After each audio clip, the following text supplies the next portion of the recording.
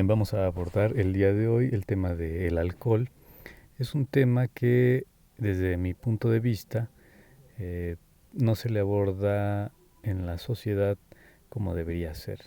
Está tan normalizado el consumo de alcohol que a los efectos, ya sea en el estado de dependencia o de consumo perjudicial, se le ha restado bastante importancia. Ahora pasamos a la tabla de contenido. En primer lugar abordaremos qué es la dependencia, entre ellas la física y la psicológica. En segundo lugar, el efecto del consumo riesgoso, la abstinencia, algunas manifestaciones, cómo comenzar a reconocer mi dependencia a partir de algunos puntos y sugerencias que pueden ser para el paciente, familiares y amistades, ¿no? Entonces, aquí tenemos unas generalidades como el deseo intenso de consumir el alcohol, la persistencia, a pesar de que ya vienen surgiendo algunas consecuencias perjudiciales, la dificultad para controlar el consumo y restar la importancia a actividades y obligaciones, ya sea en el trabajo, en el ámbito escolar, en el ámbito familiar, etcétera.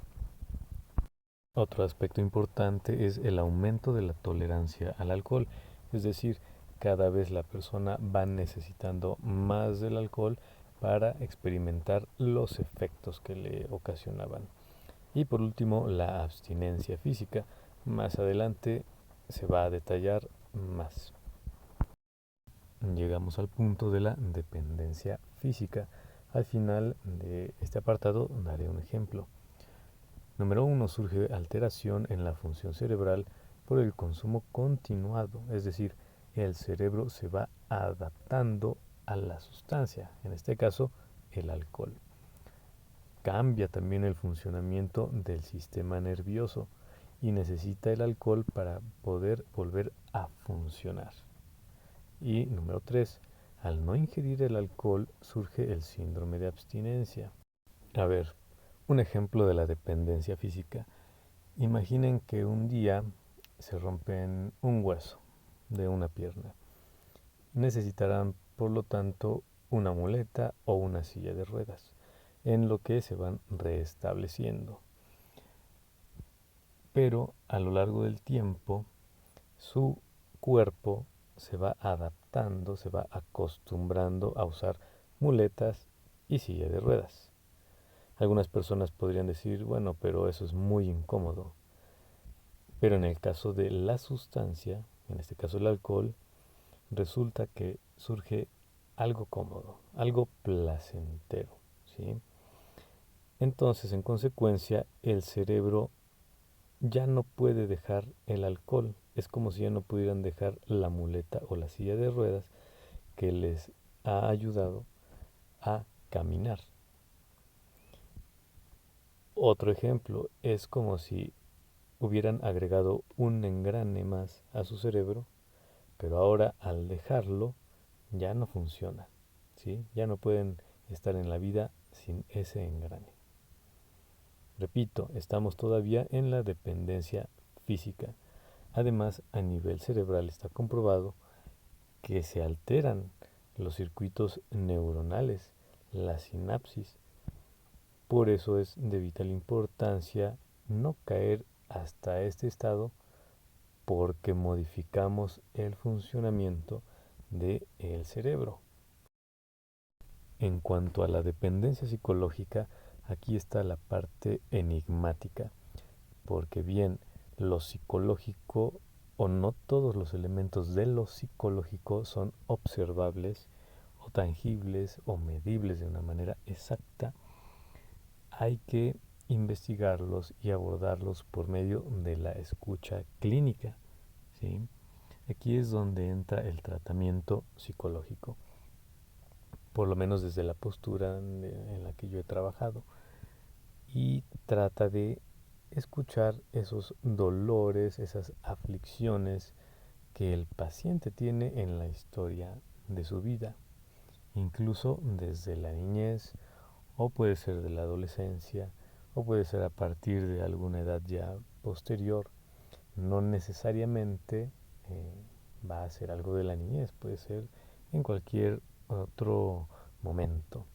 Pero es importante que lo hablen, ¿sí? Porque por muchas pastillas, por mucho medicamento que les prescriba el médico, este, si no hablan, si no tratan lo emocional, lo sentimental, los pensamientos, sus creencias, entonces eso no va a contribuir a un restablecimiento o a una construcción de un bienestar mental, es decir, para que estén tranquilos, en paz y no exista esa dependencia psicológica y como efecto dominó también pueda disminuirse o aminorarse la dependencia física.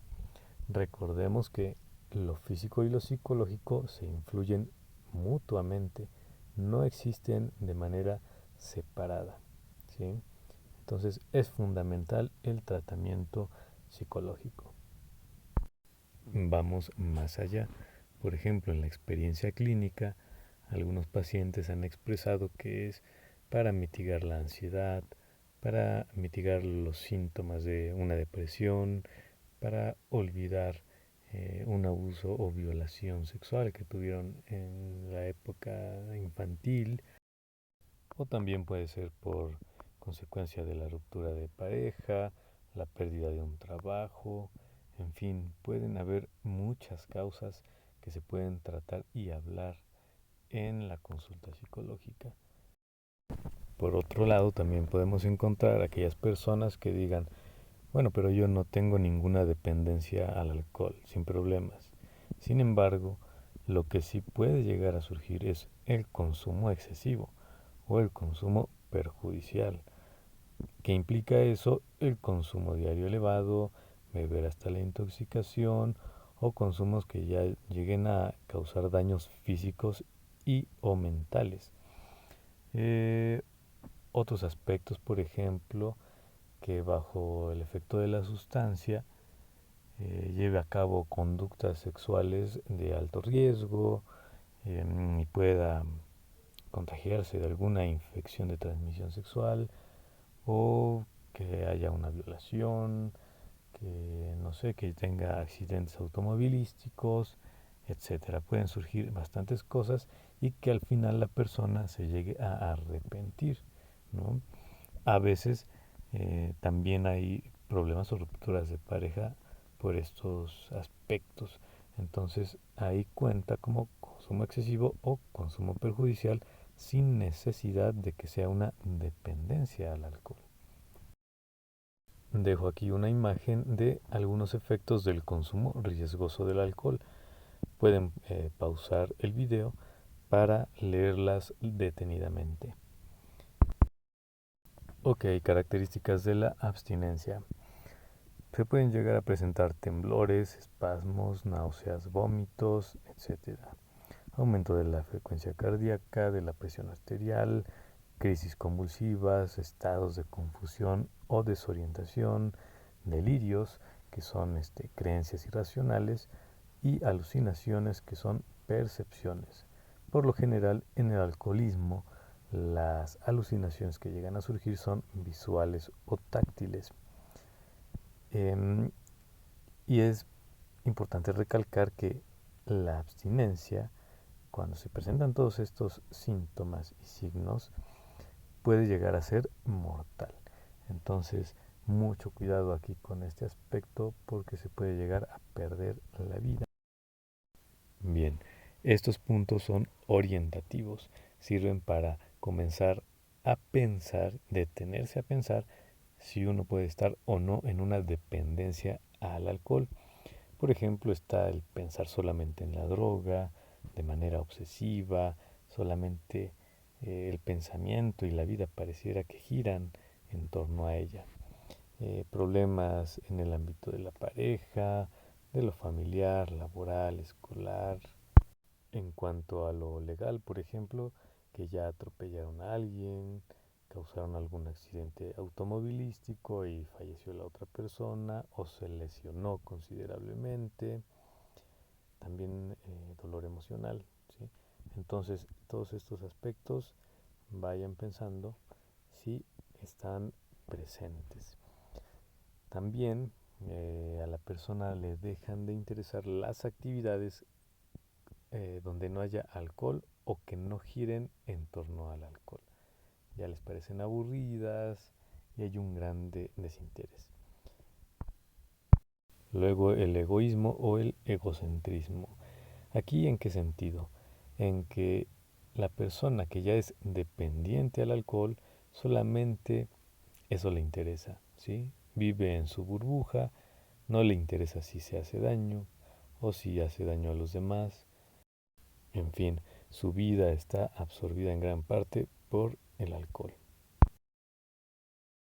También se pueden llegar a encontrar estados de ánimo como irritabilidad, todo el tiempo a la defensiva, eh, estar mintiendo constantemente, y no solo a los demás, sino a uno mismo, ¿sí?